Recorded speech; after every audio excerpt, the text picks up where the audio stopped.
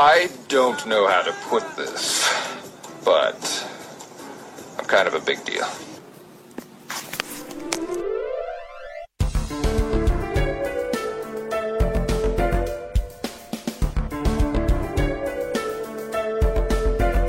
Dr. Bones, listening to Dr. Bones. Good evening, this is Dr. Bones Live, and tonight my guest is Mark. Welcome to the show. Hey, how's it going? Good, how about yourself? Doing good. I'm not used to a lot of one syllable intros there. That's why it's like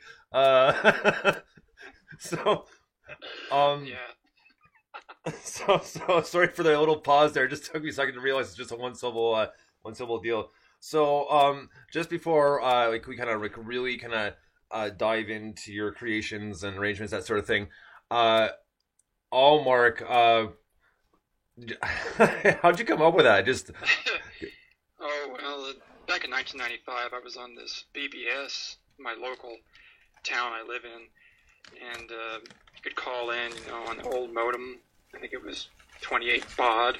oh, the dial-up. Yeah, those old dial-ups. And I got on this, local BBS, and I started creating a character called Allmark on this RPG game, and that was it. And then from there, I just used it in poetry, music, games mostly. And then it just kind of progressed over the years into my electronic music.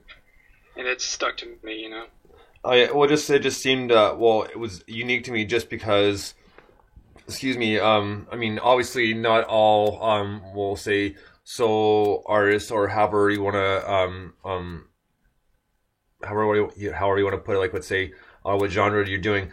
No, the name doesn't always obviously mirror the person. Meaning, like, it's not necessarily going to be just their first name or something else. No, they'll change it up, and just always curious to where these names come up with, because you hear so many different ones, and some of them they kind of leave you scratching your head thinking like, what was the reasoning behind this one? And a lot of times the stories are interesting, right? So it's always kind of curious to see is how that came about. And sometimes it just once you kind of hear this the story behind it, you can match it together. It's like, what, that sounds a lot better now. It makes more sense. Yeah, and I've attached the Syntho Electro in the past 3 years because there's too many Allmarks, There's Ribbons Allmark and all this other stuff, and I've never even seen the show. I created that name before I knew anyone else had the name. And evidently, people do have the name Allmark over in Sweden, I think. It's Scandinavian. I didn't even know that. I was just trying to make a medieval name. And so I created Syntho Electro back in 2009 on YouTube, because Right. I thought it just sounded good. It was interesting, synthesizers, electronic, kind of sounds like an old toaster or something. So Syntho Electro, chrome plated, whatever. That's pretty much how I got that. Well, it's kind of funny you mentioned the medieval part, because when I was checking out your Bandcamp, though, I'm assuming that picture is you in the medieval armor. No. No. No, armor? No. Yeah. Well, it looks like armor. The whole getup looks like medieval times. No, actually, I don't have any photos of myself. I have one on Reverb Nation where it looks all digitized. It's a data bending. Okay. Where I did this, so I don't really have any photos of those things. Kind of like how Daft Punk wear helmets all the time. Where Right. I don't wear pictures. So that's pretty much how it is. Okay, well, most of the time people see my fingers on a keyboard or something. In a Right. photo. Well, that I did see. It must have been tied to the Bandcamp in some form, because I was scrolling through it. The picture came up, so I was like, oh. Yeah, I think you saw the one where it was my keyboard. Yeah, that I did see. My hand. Yeah. And if I'm not mistaken, some old school like electronic setups, like almost like an older kind of like huge like CPU. Like Oh yeah, yeah. That's my old Packard Bell, 75 megahertz originally. Then I upgraded to 133. So, and that was back in 2001. I have better computer nowadays. That's going to be an album that I'm going to release called First Works Reworked, and it's all my old music from 2000 on to like 2000 2, and I'm going to recreate those songs because a lot of people haven't heard that music, and I'm really excited to get that out there for people to hear. Well, I think if I remember correctly, I also remember reading saying that that they're being reworked despite the fact some of the old recordings have been lost. Yeah, yeah. I have these songs in their entirety, but I lost the masters because my hard drive crashed, 14 years ago.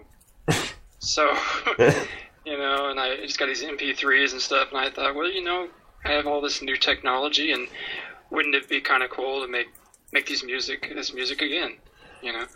Just kind of use the other as a blueprint, and then go forward and see what I can come up with. So, First Works reworked is definitely something on my schedule for this year.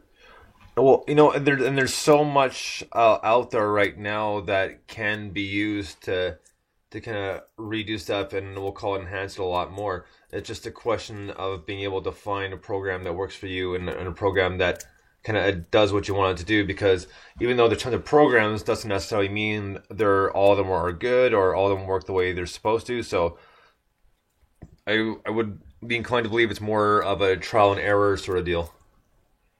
Yeah, in this case, I use Ableton these days. I used to use Cool Edit Pro when I first began back in 2000, and I went from there to different DAWs, everything from Samplitude, Reaper, Audacity, Buzz Machines. I mean, I've used a lot of stuff all these years. And you also told me earlier in the day, in 98, I believe it was 98, they're using Fast Track.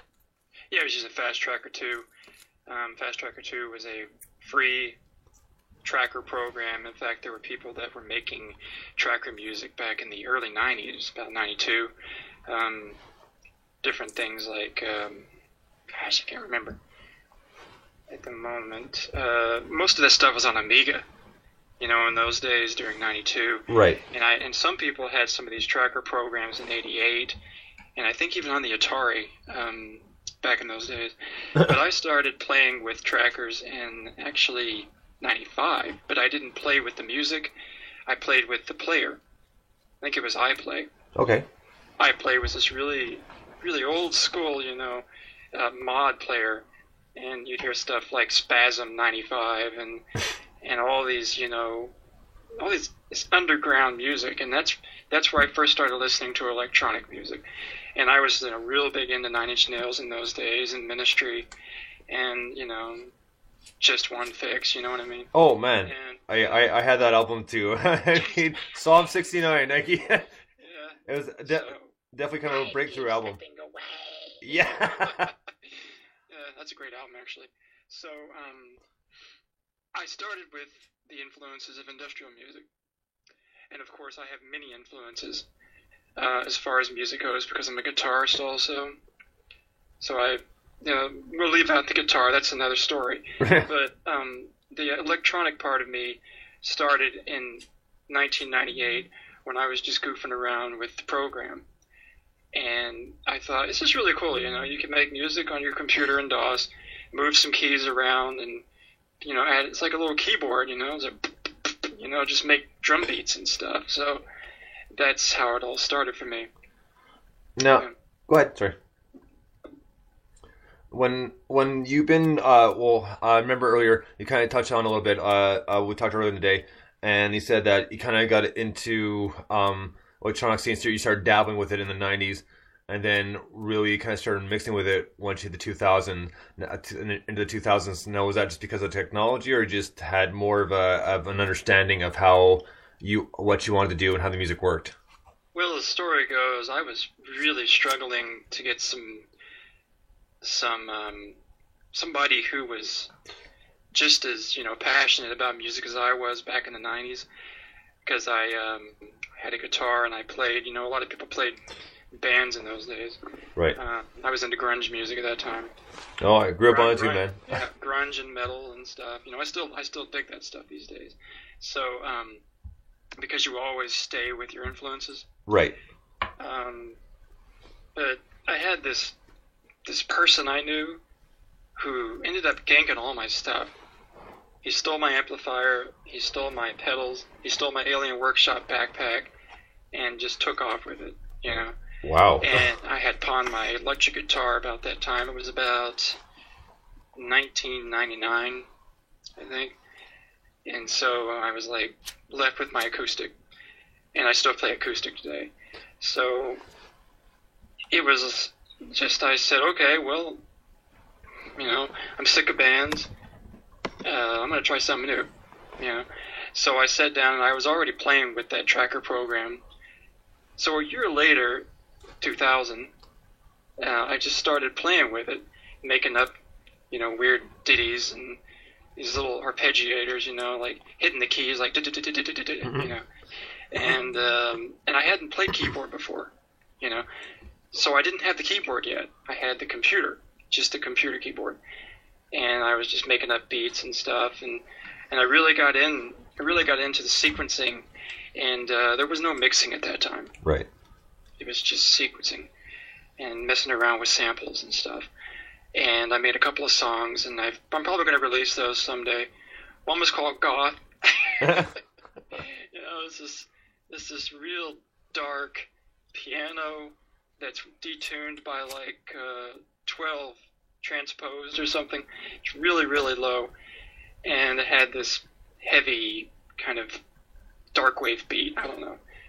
It's real primitive sounding. Well, and not a lot of people have heard that song. And then there was Swim, which was more drum and bass influenced, because at the time I started hearing drum and bass, and I just went, wow, this is amazing music. You know, this is just something else.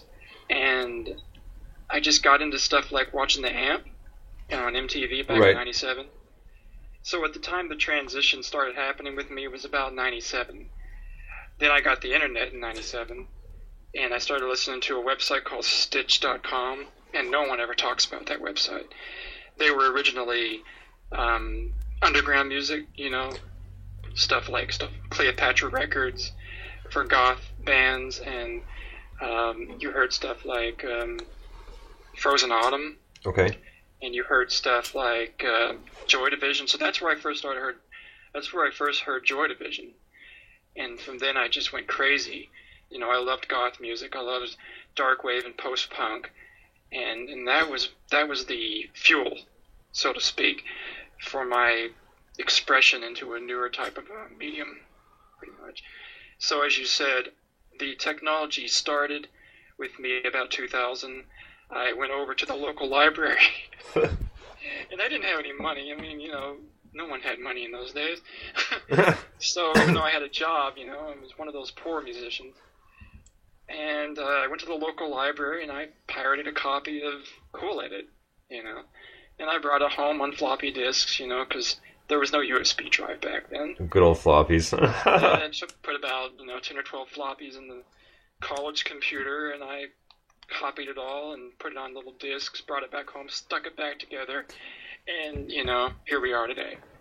And, and I used Cool Edit and started playing around with the timeline, read the installation manual and all that stuff, and just went crazy experimenting. This was about the time I started hearing Severed Heads, and I just went crazy in love for Severed Heads. My friend introduced me to them at my job, this pizza parlor I used to work at. I was like, man, what is this stuff? And he's like, that's Severed Heads. And I was like, that's the coolest sound of music I've ever heard. And Severed Heads is from Australia. Okay. So you can look him up. Tom Ellert, he's on Twitter. But that was the next stage for me. So I had the industrial influences and the electronic influences, and now Severed Heads. And it was like an avant-garde, but I didn't know what avant-garde was at the time, because I was only like 23. Right. So, well, that was by me at that time too. So over the years, I've used a lot of different software. I've used Renoise to make my music, Buzz Machines, and so forth. Well, I'll tell you honestly, and I think I might have mentioned this when I was talking to another artist like yourself, Peter Klein, is when, since we're kind of 80s/90s child, like, the stuff that was coming out then was either the house music was just the same. It kind of guess turned me off a bit. It was kind of the same drum beat over and over again, so it got a little annoying after a while, hearing the same thing over and over again. It didn't seem there was like too much substance to it. But on the other end of the spectrum, we had bands like Prodigy and stuff like that coming out. So it kind of made a little bit of a wave, but not enough to kind of stick around the way it probably should have. I think back in '92, I used to tell my friends in high school, I said, you know what, I hate electronic music. Yeah. Because we all grew up to stuff like, I don't know, Tektronic. I mean, it was cool back in the 80s, Pump Up the Volume and Tektronic and all those other people. But after a while, you're like, this really sounds like post-processed commercial, music. And it just didn't have, like you said, substance. So it wasn't until I discovered the underground type music that I was like, this is really good music. And a lot of people these days still do not like electronic music. I mean, a lot of these rockers, and they're like, I don't like electronic music. Some guys like, I don't like electronic music. What are you talking about? It's like, okay, whatever. Guitar is better music, and then you got the jazz musicians. Oh, whatever. And I love jazz too. So.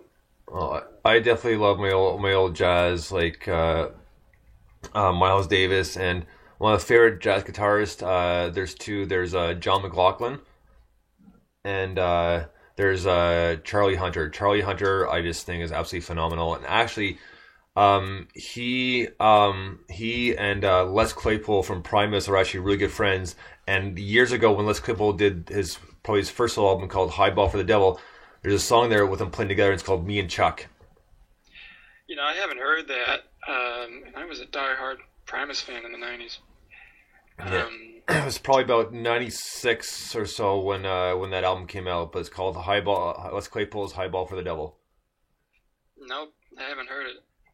So yeah, that definitely album to check out. But yeah, there's a track on there called Me and Chuck, and it's him and Charlie Hunter playing together, and it's sick, man. Like the two talented artists like that, it just blows you away. You ever heard him play Master of Puppets? Yeah. Oh yeah. Yeah.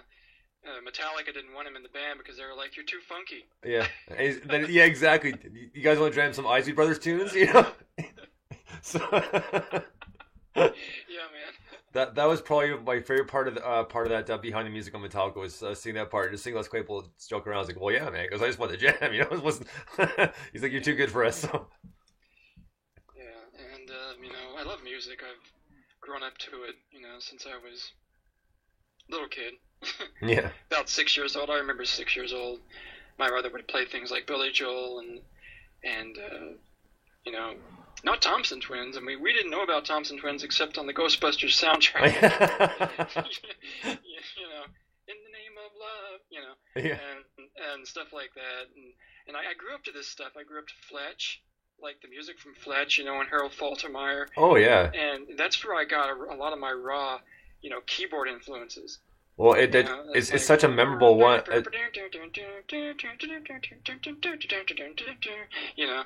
Stuff from Axel Foley theme. Beverly Hills Cop, yeah. And John Carpenter. Yep. So that's where the keyboard part of me comes from. Well, you know what? It's I kind of think they mentioned Fletch because that one too. Those two movies, both Fletch and Fletch Lives, has that distinct keyboard. That's the kind of the. I don't even know how to hum it, but it goes like doon doon doon doon doon doon doon doon doon. Yeah, I love that song. And yeah, it's so catchy though. It makes it makes that seem that much more intense, even though it's kind of a big joke, right? Yeah, and there was a thing going on back in the 80s. I read about it once that regular musicians hated synthesis because they were taking over the music market on the movies, and they're like, these guys aren't bands, and we can't, they didn't like it and stuff. But, there's a long story for that sort of thing. Well, it just in general, now there's so much more respect for them because a lot of bands have been messing around with that, and not all of them have been good at it, mind you, but a lot of them have, and it's just a question of kind of expanding your musical horizons and being not necessarily in tune, but open to other forms of music and how they're arranged and what work actually goes into them. Because it's not, forget just a regular rock band. It's not as easy to put together a a synth song in general. I mean, just not just singing synths, but just everything trying to mix together and trying to get the timing or anything else. People don't seem to realize how much work goes in that because it's not something. It's one of those things may sound easy, but when you sit down, it's like, okay, this is nowhere even close to what I thought it would be. Yeah, man. It's like there's so many different mediums and so many different genres in the world that we don't know what's left. I mean, we think that everything is done, but then when you really start digging into the music, it's like, hey, there's something new I can do. You know, I can scratch this metal and put it into a sampler and just screw around with it and make some kind of ungodly sound, you know, and then add reverb to it, and it's this most melodic alien harp. Yeah. Yeah, so it's crazy. Well, you never know what sound you can get from what. And I remember years ago, and I wish I knew what the model number of it was or what the model was. I had a buddy, he bought, this was probably, I'm going to say like 93, 94, he played bass, he bought a new PB amp. And it had this setting on it, and I wish it was still around, but he made a song called the Alien Song just because the way the tune came out and the reverb came out, it sounded like he was like, it was almost like it would have been, if you want to call it, some sort of alien music. So it was really cool, and I wish I could remember and find that. If I could ever find that tune, if I have it on tape somewhere and somehow can mix it into an MP3, I'll definitely send it to you because it was something else. And it was just one of those things. He started jamming. It was like because we were trying the amp out. It's like, well, let's try this one. This is really cool. Let's try this one. So it's always interesting as to where these sounds may come from. Obviously, there's a lot of like, let's say like pre-registered loops and stuff they can find online. But where's the fun in that when you can't make it yourself, right? Because I mean, you're just essentially using somebody else's work to kind of mix in with your own. So not necessarily plagiarizing, but no, you're kind of having more than a helping hand when you're trying to do the stuff on your own. Well, see, what I like to do is I like to just mess it up. If I find any kind of sound, doesn't matter where I take it from. It could be from a movie. It could be from someone coughing. It doesn't matter, you know. Every form of sound is open to expression with me. I don't care where I get it. I don't care if it's on a newsreel. I don't care if it's some YouTube video where someone's humming. I don't care. As long as I can make music from it and put it into my sampler and add synthesizer, you know, movements and melodies to it, I'll just go crazy because when you're avant-garde, and you know, it's kind of one of those things. If you say you're avant-garde, well, you know, that means you're creative and unique and special. But avant-garde is more of I can play with anything and see what I can come up with because there are no rules. Right. There are no genres. Of course, the basis of electronic music, that's one. But with all the technology we have nowadays, it's amazing what you can come up with. So, in that regard, you can take any little sound and pull it out, stretch it, and then play it on keyboard, and it becomes its own melody. Like cut-up music was back in the 70s when people would take reel-to-reel tape decks and tape players and splice them and play something over and over and over again. You know what I mean? No, absolutely. And it becomes musical. After a while, you hear this a lot like when I first saw a Severed Heads video, and I was like, that really does influence me. Because then you can add music on top of that, and there's this weird melody going on. But I don't base my music on Severed Heads anymore. That was back then. Of course, it's still a good influence, and you know, and I'll never forget the music. Now, with what you're playing and creating here, I know you wouldn't necessarily class yourself as a DJ, but you see a lot of electronic music is starting to come more to call it somewhat the mainstream. And that being said, do you have any like influences from like maybe new artists, or are you kind of dismissing them because it's just like not what you're into? I don't want to insult anybody. Fair enough. we can. I mean, we are on the air here, even if it is a radio on the internet, but I will tell you this: I like some pop music from the '80s, but not the '90s. I mean, as far as pop goes, that's alternative pop. I still enjoy REM because they came out of the '80s and they were alternative college radio and stuff like that. So I'm really big into the stuff like indie rock and so many. Even indie rock today, if I can find some. Tracy Perry, if it's okay if I say her name on here. Of course. She is a real big help to me, and she played some of my music on her radio show. And I wasn't interviewed. She was just playing it for people. And she plays a lot of indie rock, and she enjoys that. So I found some pretty good indie rock these days through her. A lot of new people on Bandcamp, because Bandcamp is just fantastic. Being able to find all this new music, it's really given me hope that the music world is finally doing something good, because for about 10 or 12 years, I really thought a lot of music was going downhill. You know what? The whole emo thing was really getting on my nerves.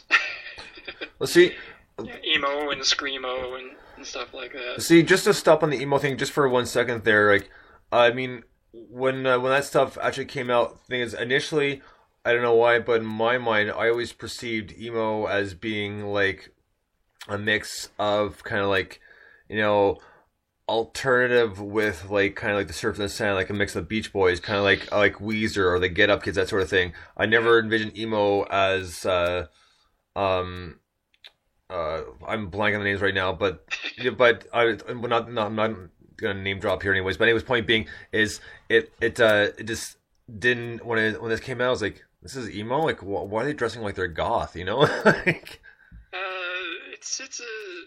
it's wannabe teen music. it's wannabe goth. That's what I always thought it was. And if you look at the history of emo, it comes from Washington, D.C. It never came from other countries. It never came from just one place in America. Actually, it came from the original did, but not this new stuff. Like Black Flag and Fugazi and a bunch of other bands. They're the ones who started the emo thing. It was emotional, and it was like a hardcore punk, Bad Right. Brains and all those other guys. I never got to see these guys in concert, but I get to watch it on YouTube. well, YouTube is my concert. yeah, same here. Because like, I know I got into Bad Brains early and Black Flag, and Yeah. later on I saw Henry Rollins. And I just a huge fan of Henry Rollins. So Yeah. I grew up to a Rollins band in the '90s, and I still dig Rollins band today, man. Stuff from his Come In and Burn album, and I was just listening to I think The End of Silence or whatever that's called, that album. This morning I was listening. Yeah, this sound like Sound of Silence, I think it is. shows the big tattoo of the sun on the back, that he has. So yeah, you can see that a lot of music from the '90s influenced me as a guitarist, but the electronic music was, throughout my life. Well, Probably starting when I was a child. you know what? I'm reverting back. I'm going backward. And you'll probably hear that on one of my songs off my ATD album, the song ATD, because it's a real blow to my mind. It's like, where'd that come from? And you'll know it when it comes out. Well, you know what? For me, jumping back, I mean, you kind of I was into the '60s and '70s. I still love my '60s and '70s rock. Yes, But I enjoy some '60s music. But one thing that really got into, I guess the first like kind of big band before like, the whole kind of grunge thing came around was, and the singer more than anything, I love Faith No More and Mike Patton. I think Mike Patton is a genius. I remember the first time I saw Epic. It was on MTV back in 1992, and I was just like, when they got to the piano part where the fish was dying, I thought the fish, that's really sad. But there's so much hidden feeling in that video, when the heavy guitar part comes, and the solo and all that. It's just music in the '90s was different. Absolutely. Okay? And we've lost that. The mainstream has lost that, and I've ranted about this many times in my blog. it's a good thing thousands of people don't look at my blog. It's a good thing 50 don't look at it because they might be offended. Yeah, well, there's sometimes too that I kind of want to go a bit more in depth, but I'm kind of just a little reluctant, just because even though it's kind of what I'm thinking, and but you still gotta kind of somewhat tread lightly, because like you don't, it's better to, we'll say, insult a few than the masses. Yeah, I met a guy about a couple of months ago, and I'm not going to say his name, but it's a very insignificant situation. But he's always ranting about everything, and it becomes so annoying because he's extremely negative. But anyway, Yeah. that guy. Well, we all know a person like that. That's for sure. So we're gonna take a quick little break here, and we're gonna get into one of your songs that you just sent me. Then we debut the other week, and this song is called "Implode."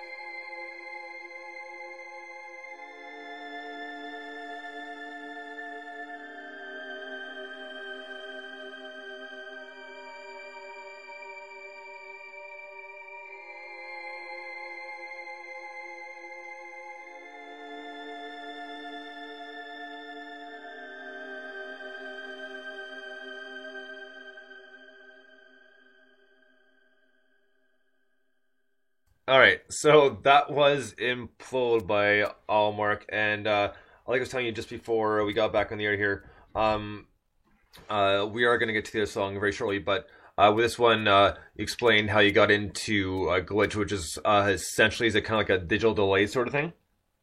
Well, yeah, Glitch started back in, I don't know when Glitch started. I think Square Pusher in the early 90s or late 90s, he started doing that stuff.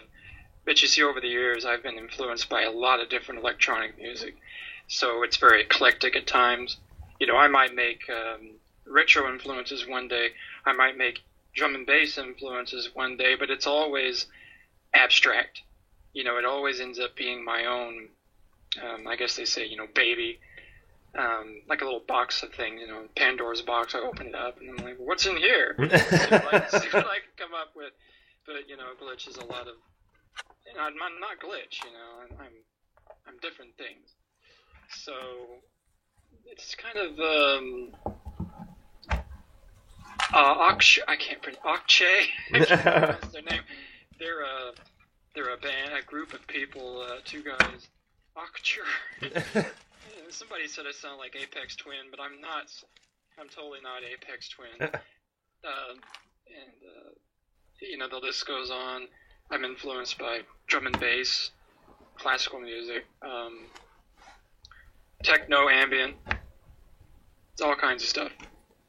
Well, it's nice because I like the change, and for me, electronic music is excuse me, a change from the norm because there's so much more. Well, there's a lot more involved as far as like sound and stuff goes. So I'm always curious as how the compositions and arrangements work. So it's always nice to hear the actual artist talking about it because it gives me that much more of a liking towards the song because now I know a bit more about it and how it works. Because in most cases, a lot of rock tunes you can break them down pretty easily. Maybe not lyrically, but musically. But when it comes to like this type of music, it's a little bit harder because there's not one specific thing you can nail on the head and say, okay, well this is this, and so it's that much more interesting to me. Yeah.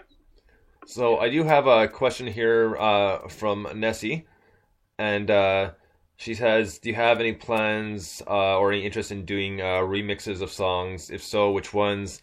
And she said, even if you're interested in working with other electronic musicians or maybe even with vocalists.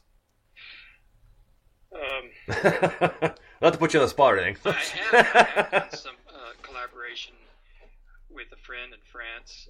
Her name's Thalie Nemesis. She makes this fantastic gothic kind of it's trip hop gothic cold wave avant-garde pretty much, and we did one song together called Sun Temple, and through our little kind of like a mini duo we have been so busy, her and I, on her side, because she has a label, and we're hoping someday to make more music together, but we have this little duo called Melancholy Imagery, and so we made this song Sun Temple,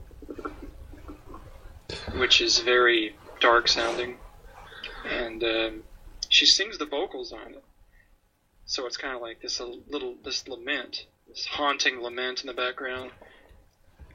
Well, I'm going to check that out because I've not yet heard that, so I'll definitely have to give that a listen. And just on that note of other artists, actually got a comment on the show already.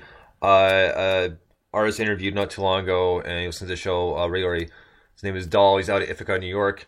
And I met that guy. Okay, yeah, because he's he's already saying that he wanted to record a song with you at some point, so or do a mix.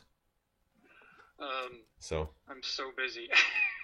Well, no, but it's just I take into consideration, because I have plans in my mind. I keep all this stuff there because I want to work with Joka, right? Because he does drum and bass, and he really enjoys my melodies. And I thought, one day I'll work with him, and I might work with Dahl. Yeah, I mean, opportunities are available now. I'm working as a professional, so I can work at home or make music and release it to these good folks on the internet. Well, right. I mean, you do what you can. I mean, there's no pressure to create these other people, but I want to let you know, next, after ATD, I'm planning on working with just a couple of people mixing their music and mastering a few.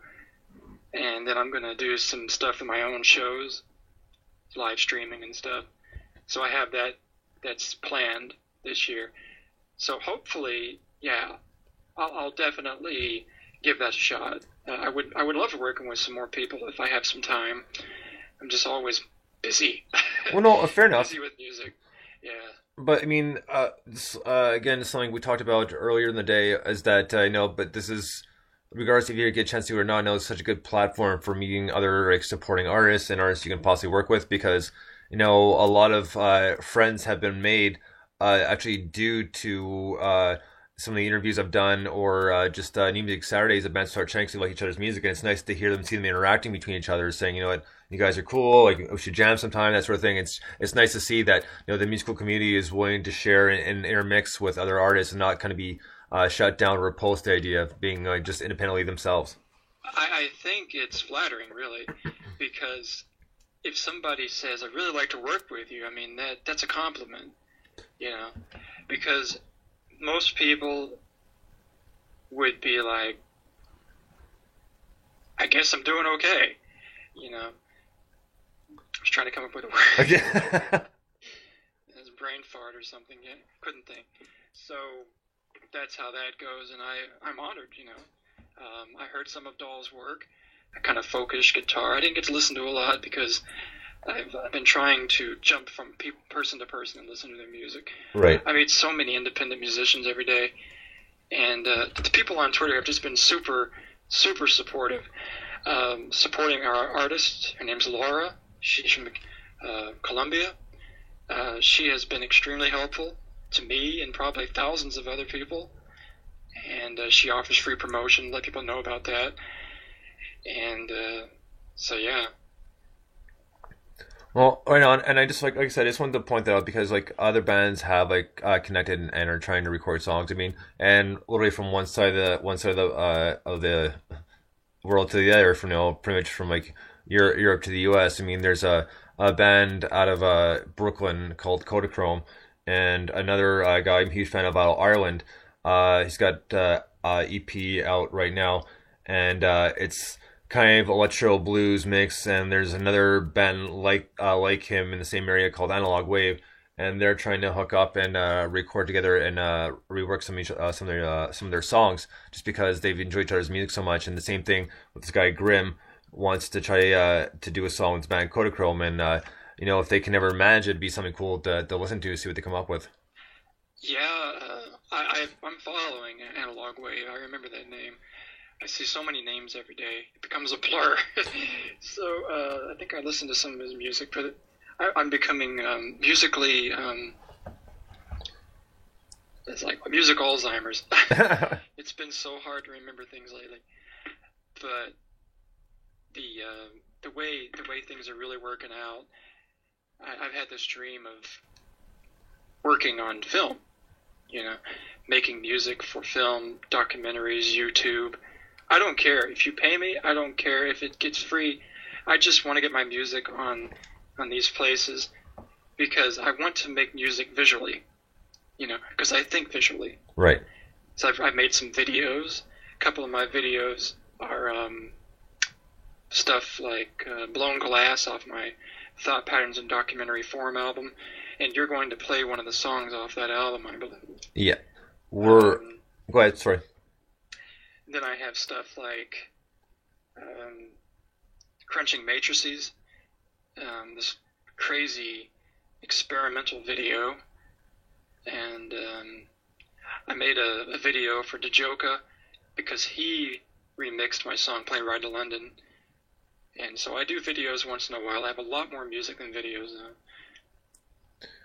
Right on. Okay, so we're just about time for this part of the show, so we're going to shut down and we'll be right back, and we'll get into Tapehead and talk to you a little bit more.